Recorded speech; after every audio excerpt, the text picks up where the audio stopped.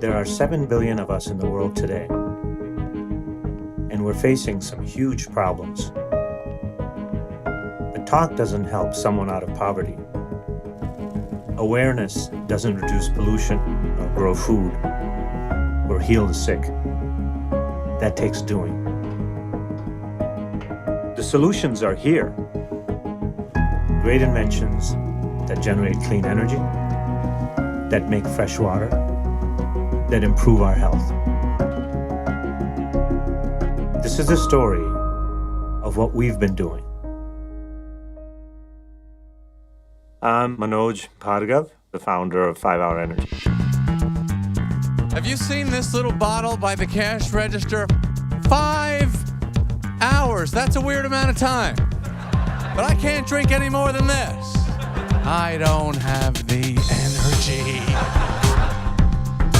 Top 10 Rick Perry excuses. I had a 5-hour energy drink 6 hours before the debate. I have this idea for this drink. Within 2 months, we had it on shelves. When it was growing bigger and bigger, and all of a sudden, it became one of the largest consumer products in the world. 5 Hour Energy. Sales got up 12%. Yes, sold over $1.5 billion. 90% of the market share. Just cracked the Forbes billionaire list.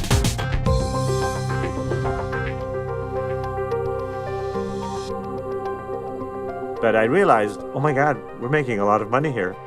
What do I do with this?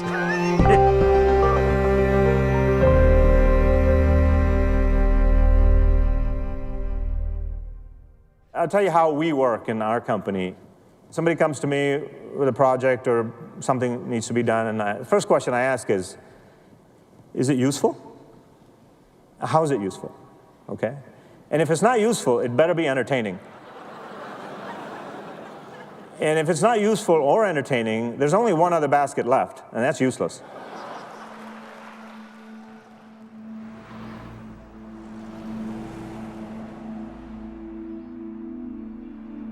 Five hours is a lot of things for me because it's also the enabler that gives us an opportunity to do things that other people can't do. This was our first building, which is really more 5 Hour Energy. And then we bought this whole thing. Now we have 10 buildings and 25 acres. One of the buildings out of the 10 buildings is an invention shop, which is called Stage 2.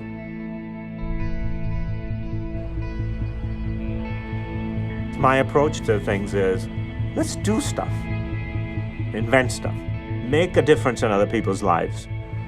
Stage 2 works in the area of water, power, health. Our goal is very simple, to deliver innovations which can directly impact humanity. And the only way to do that is to actually go fund it.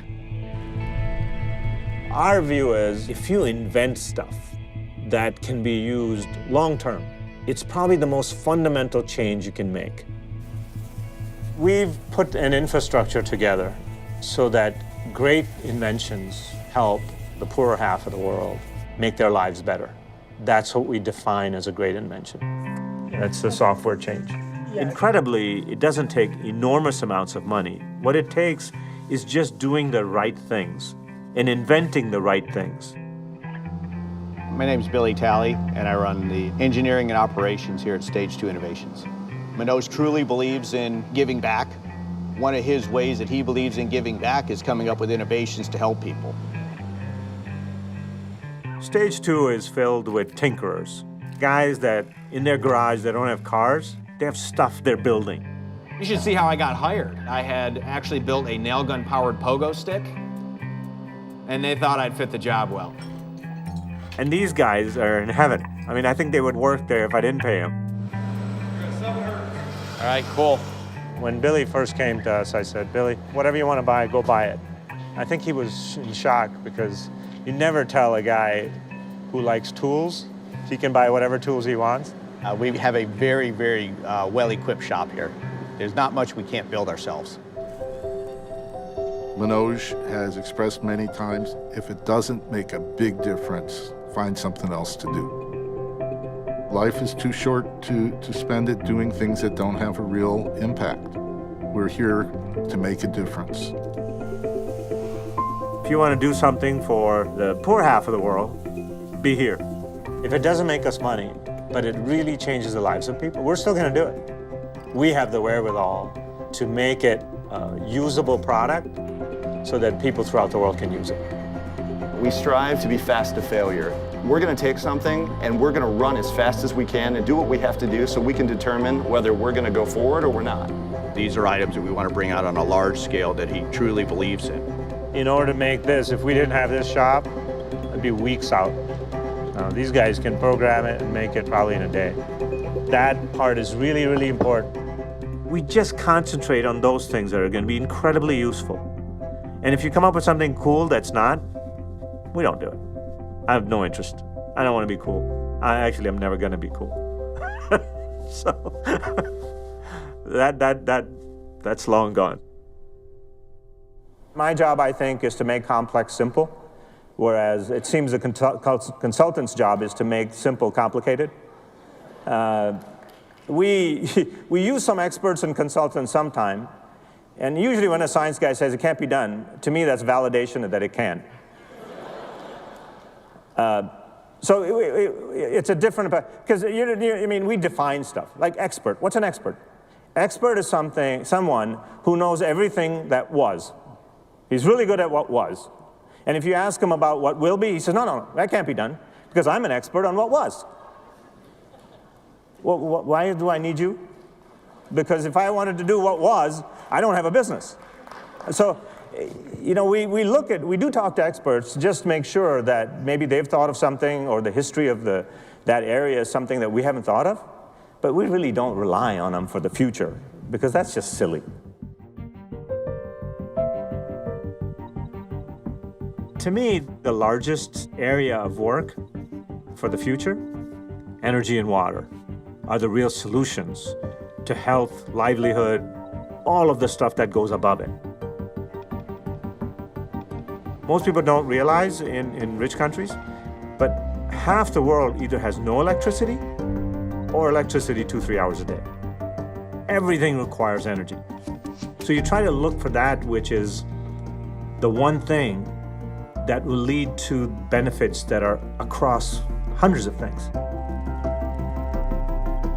So human mechanical energy is so amazing. Why can't we use that to create energy? So we've invented a hybrid bicycle that you pedal for an hour and you have electricity for 24 hours. We call it free electric. The free electric, I think, is the coolest of all our inventions. Not just because it just looks really great, but it's so simple. It's sort of what we try to do is make things simpler and simpler. And yet it's going to maybe have the largest effect of anything in the last 100 years. The reason is, for the poor half of the world, they have electricity 24/7. Electricity is the greatest enabler there is. And we've kept half the world out of it. This enables all of these people who have not been part of the Industrial Revolution. They're still living as if it's 2,000 years ago.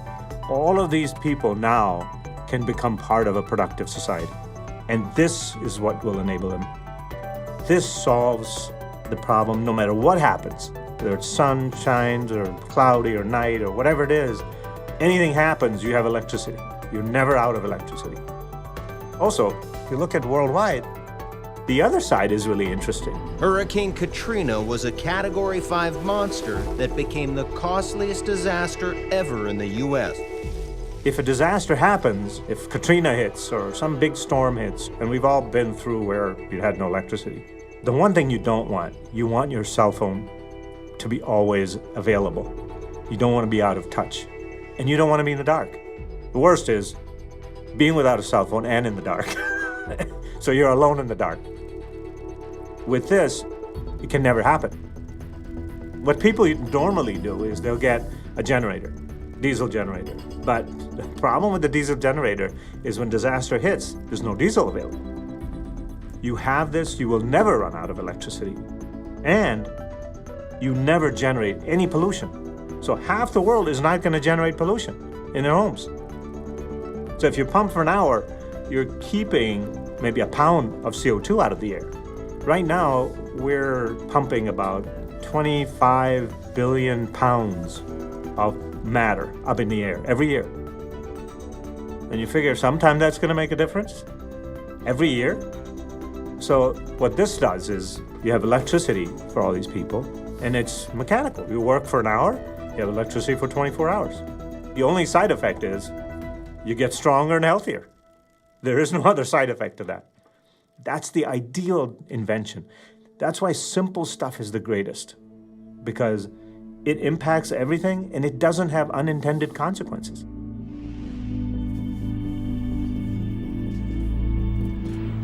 There really is only a few components. You have the basic frame, you have the bicycle gearing, you have the flywheel, you have the battery, and the generator.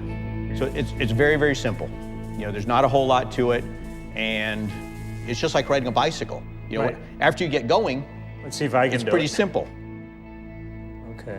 So is this the right gear for Yeah. starting? Yeah, well, you're in second gear actually, so you're a little bit tall.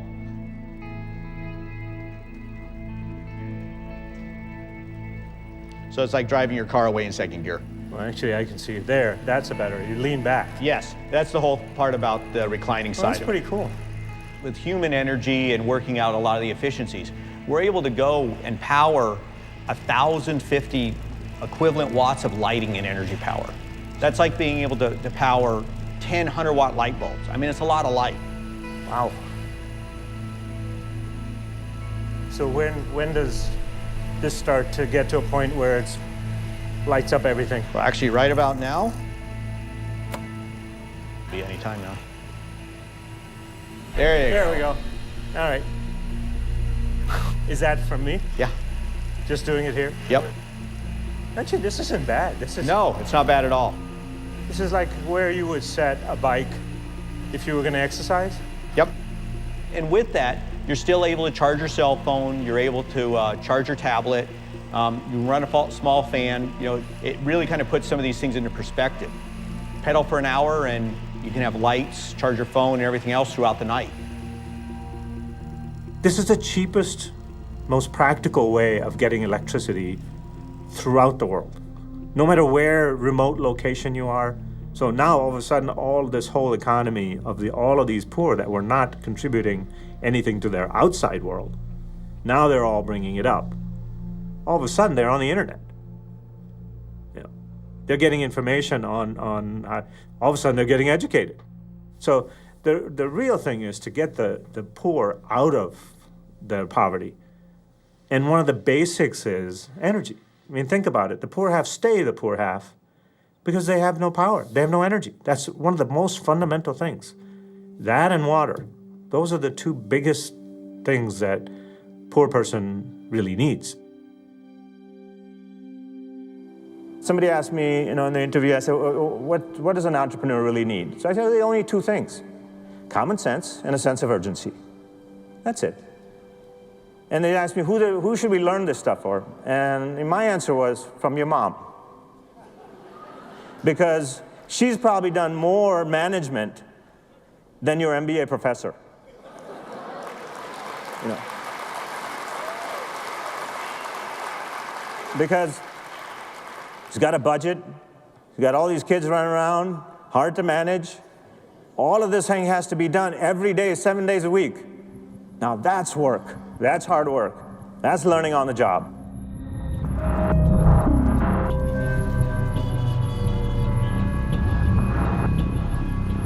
No matter where somebody stands on global warming or that whole issue, pollution is a problem. I don't care who you are or what your scientific belief system is. We know that that's bad. We need to get rid of it. Is there a way to get totally clean energy that's sort of bullseye of all answers with no pollution and unlimited energy? So our first question was, where's the energy? And there's only one answer, and that's right here. A few miles underneath us is unlimited power, unlimited energy. A few miles down, deeper you go, the hotter it gets. You take that energy and you bring it up. Unlimited, pollution-free. Is there a way to bring up just the energy, just the heat, You can't use copper wire because it'll melt. So we found this material called graphene. Graphene is a substance that is really made out of graphite, which is like pencil lead, right? And what they discovered was that if they take one molecule layer at a time off this graphite, that's called graphene, okay? And it has incredible properties. It's 100 times better conductor than copper. It's lighter than air, stronger than steel. It transfers heat really efficiently. If you put 100 degrees here, you get 100 on the other side instantly. In the middle, it's completely cool. So the heat that you put in gets all the way there. Whether you go 10 feet or you go miles, you could bring up unlimited energy from deep underground to the surface, pollution-free. And so I approached the graphene guys and I said, could you make me a string? And they looked at me like, why would we make a string? You know, I said, look, a string is the most rudimentary technology, right? If you have a string of something, you can make cloth, you can make walls, you can make rope, you can make a cable. So if you make me a string, I'll put those strings together and make a cable. Then I'll put the cable underneath the ground. And that cable will bring up the heat. And so at first they were a little wary because it seemed too simple. They have already made the first set of ropes for us, the short ones. They've tested it and found it to work perfectly fine. We are using that and working at Stage 2 in Michigan. Stage 2 has a platform we are building where we'll test everything out. And then that product will be commercially manufactured and propagated from Singapore. This would be the greatest invention maybe ever. Because if you can get unlimited energy from underneath the earth, pollution-free, that's everything. That's everything. You have no pollution, you have no fossil fuel issues, you have no, CO2 coming out, greenhouse gases, none of that. All of that is gone. Here's the answer. Yet no money, no research, no resources are being put to this. So this is a sort of a teaser to say, look, guys, in your country, you want energy security? Do this. You have unlimited energy without having to import anything. Now, some countries are not going to like this very much because those who export, fossil fuels are going to be pretty upset with me.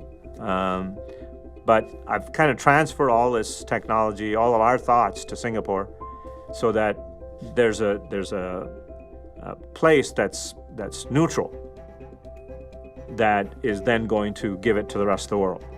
And so this is to encourage people to say, look, if you want energy security, put resources in this.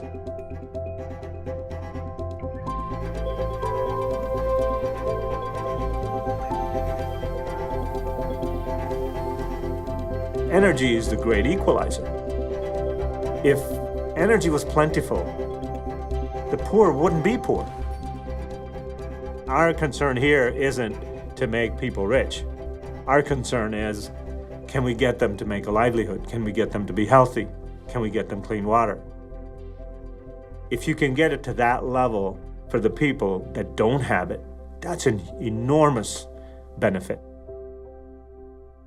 Wall Street fellas are so enamored of companies that spend 5% of their sales on research versus 3%. What, is this brains by the pound? It's not about the money. Good stuff doesn't come from money. And history tells us that, and we still chase it. Mobs of PhDs do not come up with great inventions. It's a couple of guys in a garage that have proven that that's not true. And it's usually a couple of people. Throughout history, it's only been a couple of people have come out with the greatest of stuff.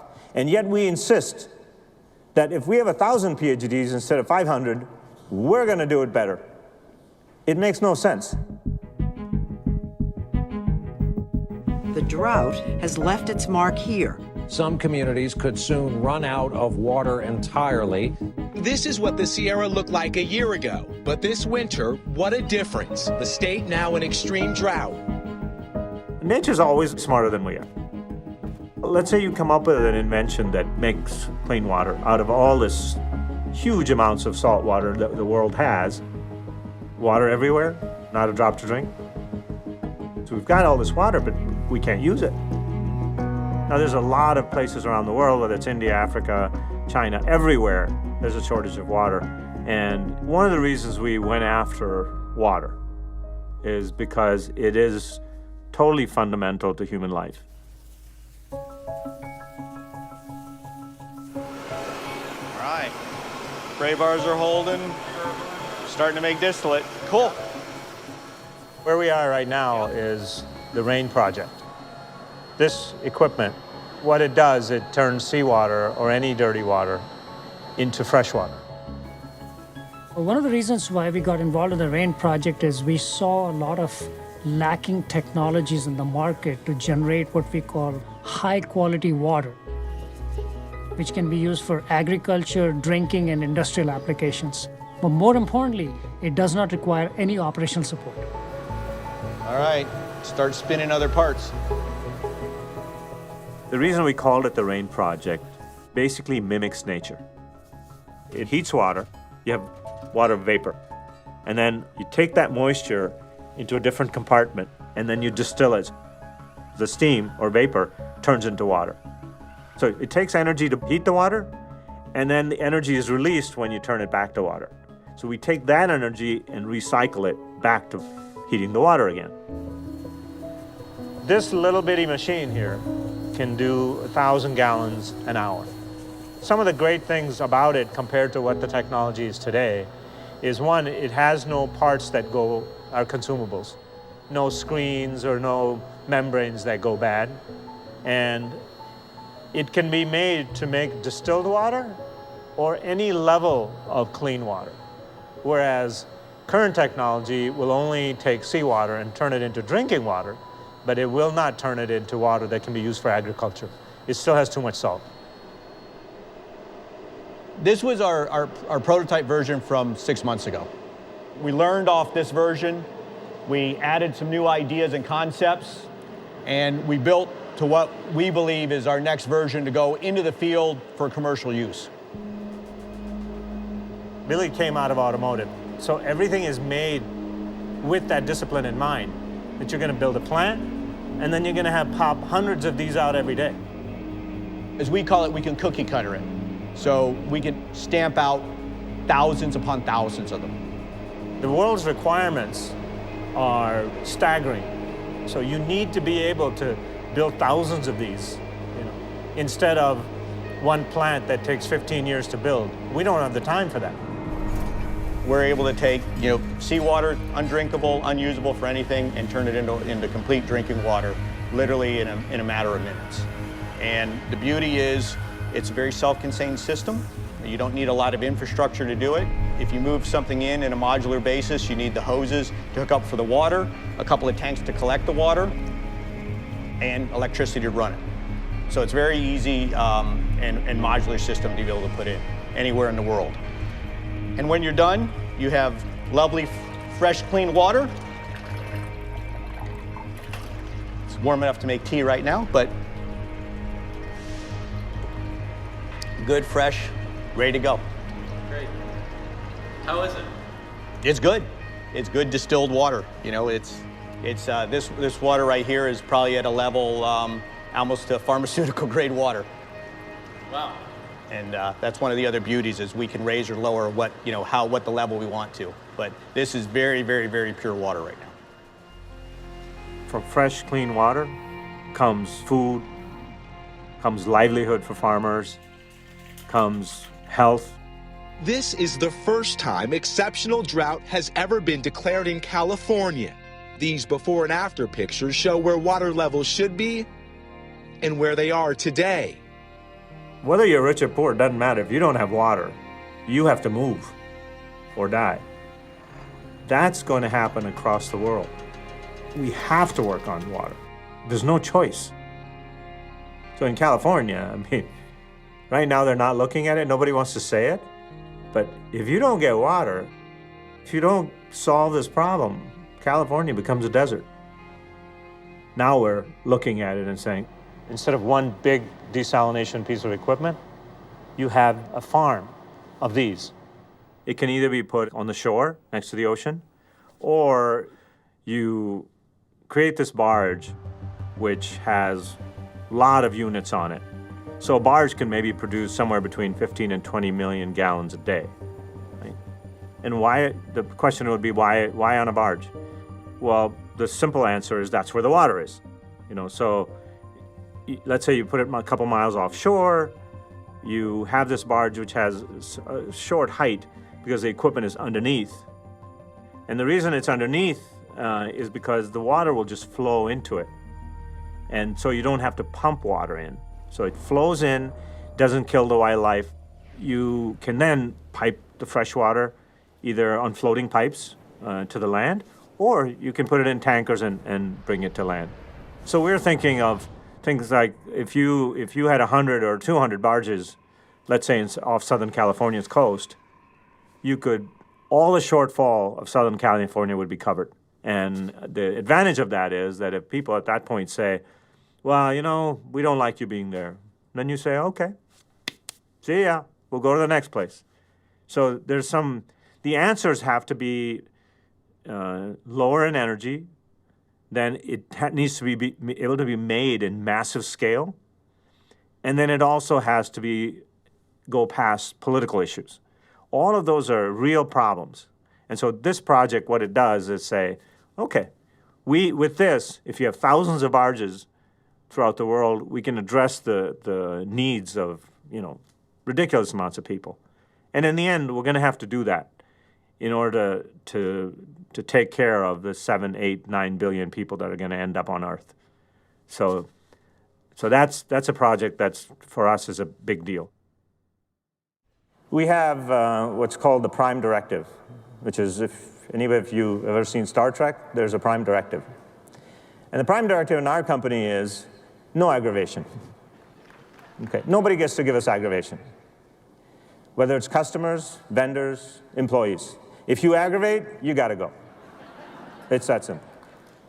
And it's really business. Because usually it's the 1%, some customer that's got 1% of your business, and he's driving you nuts. And he's taking up 80% of your head. How is that business? So aggravation is the largest cost in business. My work is my hobby. I don't really do work because I have to. I actually like it. It's my basketball and football. So much fun. I just tried 4 different new flavors of 5-hour. Yeah. I can go from one, all of a sudden doing charity to doing technical to doing 5-hour flavor. I have to switch from company to company within minutes. I don't think he would be Manoj if he wasn't doing a lot of things at one time. It's how he thrives. I want a Jetson suitcase. Oh, wow. Yeah, good luck with that. We could do that. Okay. Ready? Yeah. Which way? I always get lost here. Too many companies. Forgot my keys. So annoying.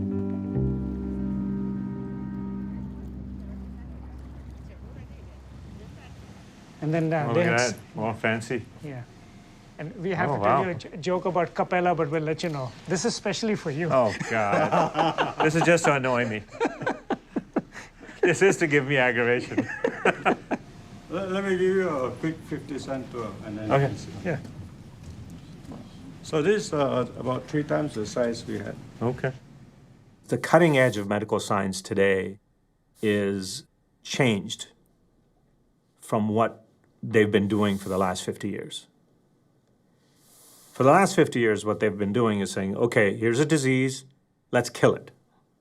Let's kill something. And now what they're looking at is, well, no, that's really not the answer. The answer is what is known as immunotherapy. In other words, in cancer right now, the biggest thing that everybody's working on is immunotherapy. What the ultimate goal is to make somebody stronger internally, and so that disease doesn't happen, or that the disease becomes so small because it's getting attacked by the immune system. What we found for that is one of the great products that's been invented decades ago. So when it was invented, it wasn't the right time for it. Now, when people are looking at immunotherapy as the big thing, this is probably the biggest weapon in its arsenal. It is. Foam? Same memory foam. Yeah. Only the color is different. It's, Slightly, yeah. And everything else is the same. Right here, we're working on the ECP project called Renew. And the ECP project stands for External Counter Pulsation. The idea is the ECP squeezes blood from the legs back into the core body and assists the heart when the heart's resting. While the heart is resting, this is pumping. While the heart is pumping, this is resting. They go back and forth, so it acts almost like an auxiliary heart. The arteries become wider, which lets blood pass more easily. The effects happen through the entire body. The evidence is overwhelming that it makes people healthier. Right. Tighten that, then tighten it. Right, there you go. Was that easier? Yes. When I first looked at it, I said, are you guys kidding? I mean, is this Monty Python? This one and this one. There's an old movie called Life of Brian, people volunteering for crucifixion. If somebody asked me, okay, you've got heart problems, which would you like, surgery or not surgery? Well, first, I'd like to try the non-surgery, guys. I mean, I don't have to be a genius to figure that part out. Even if it doesn't work as well, you would still want to say, I want to go with the non-surgical approach. We looked at that and we thought, okay, this is pretty obvious. And then we realized that there were so many things it was doing. And amazingly, the science guys, over the years, there were 300 published peer-reviewed studies on the benefits of this. And yet, it never made it into the mainstream. Well, when first somebody came to me with it, I said, look, there's so much logic here. I'm just going to buy one. So there were a couple of guys that were making it. Now, because nobody really bought many of these, it was a big clunker. It took up half the room, and it was 220, created heat. It was terrible, right? I said, oh, it doesn't matter. I'm going to buy it. So we have one here all folded up. You put it together? So we will go and pop That's it together. That's a good idea. Okay. I should time this. Now, we changed the whole thing, so made it really simple, small, made a bunch of modifications to it. We've talked to some of the top guys in the world in terms of both cardiologists as well as medical research guys, and they're all, of course this is great. However, we asked some people that are not at the top of the field, and they said, no. This is for old people that can't have surgery. Surgery's way better. And it's not because they're being dishonest. It's because how everybody's been trained. It's legacy. It's how I was taught. Put the hoses on and it's ready to run. Okay. Well, that was about less than a minute. Okay. So actually, this can be now put in a corner somewhere, or taken in a truck or put it van in a closet, put it in a corner. You can store it away, okay. Or very cool. It can go room to room for people. Right. In a doctor's office or something. And it plugs into a normal 110-volt plug. What it does is it enhances circulation. Nature has already made this pump called the heart, and it's pumping to keep everything going.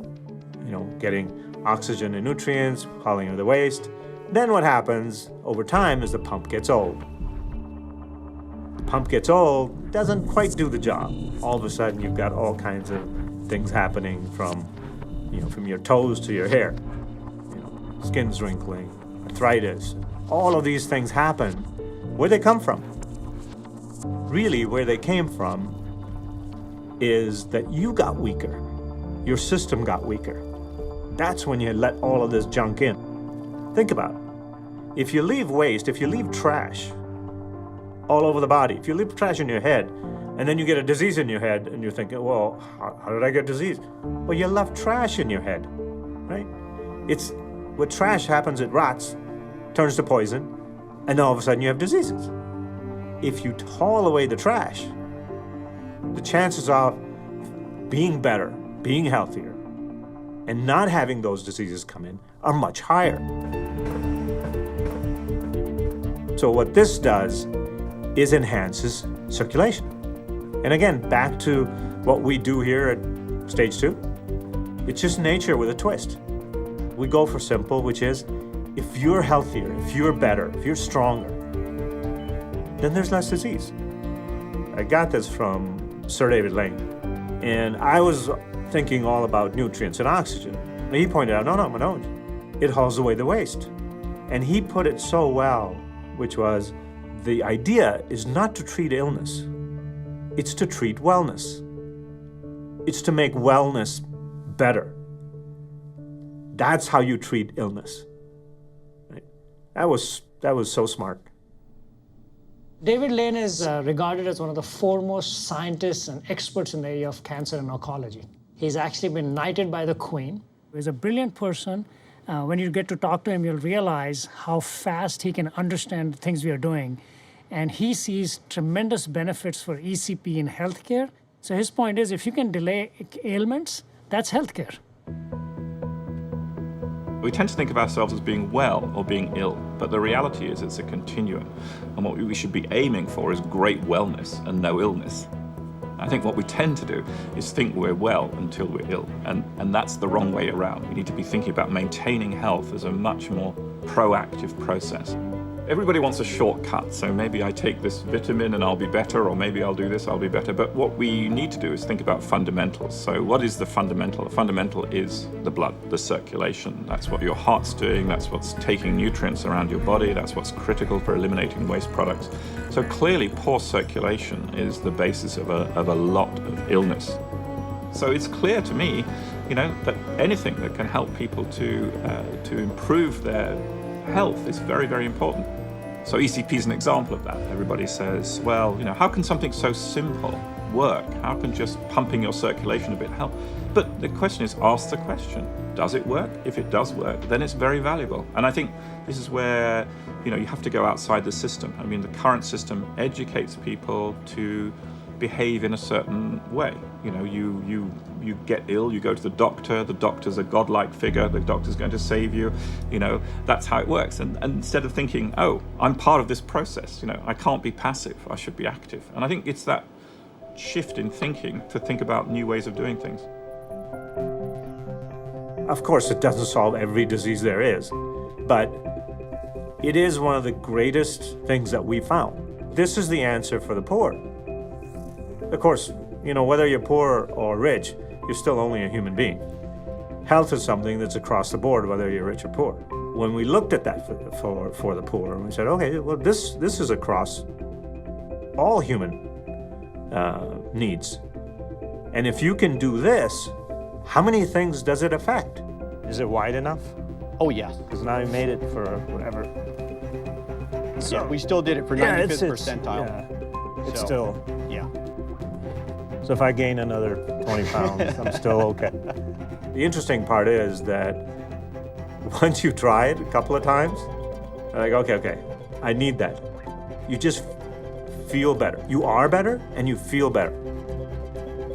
I've been on it for a couple, 3 years now. And my son says, in 30 years, I'll be 50 and you'll be 40. so the effects have been remarkable. And so I said, okay, if I'm going to use it, then I need to get that benefit out to everyone.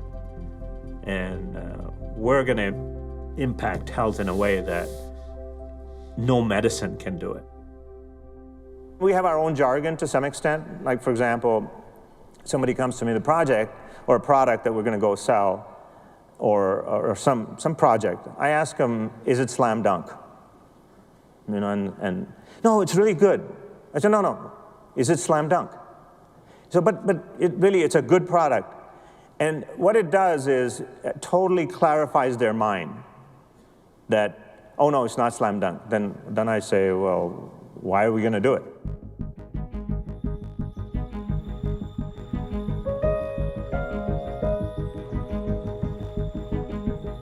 When we first went out to do philanthropy in a big scale, so we started giving money all over the place and helping other people to do their work. As time goes on, you learn stuff. And then you realize, if you help a little bit, it's a good thing, but at my scale, you're just throwing sand in the ocean. it just disappears every time you do something. In India, for example, we're building 2 hospitals in places where they just don't have any medical facilities. So we started this foundation called the Hunts Foundation. We invent stuff here, and then the Hunts Foundation is going to be the one to distribute all of these things which are non-existent there. So as it grows, your responsibility grows, but also what you affect grows.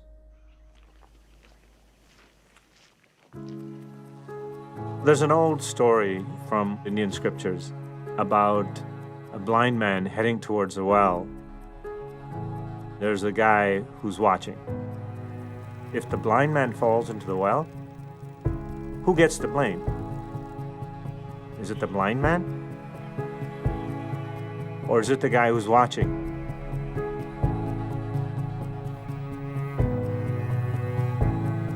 Our approach to philanthropy, there has to be meaning.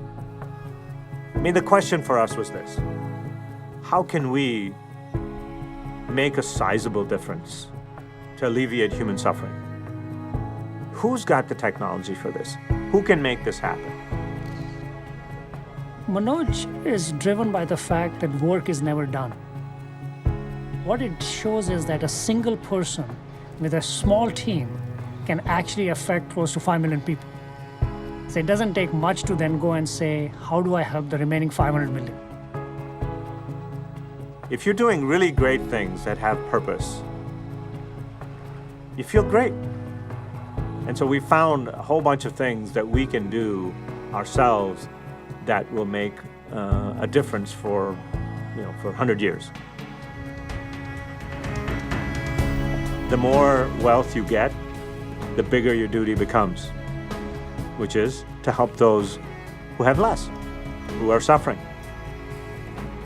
The more you're given, the more you're asked. You should be more responsible for the more you're giving. It's not a curse, but it's like a weight that if you're given more, more is expected from you. And it should be. It's that simple. That's it.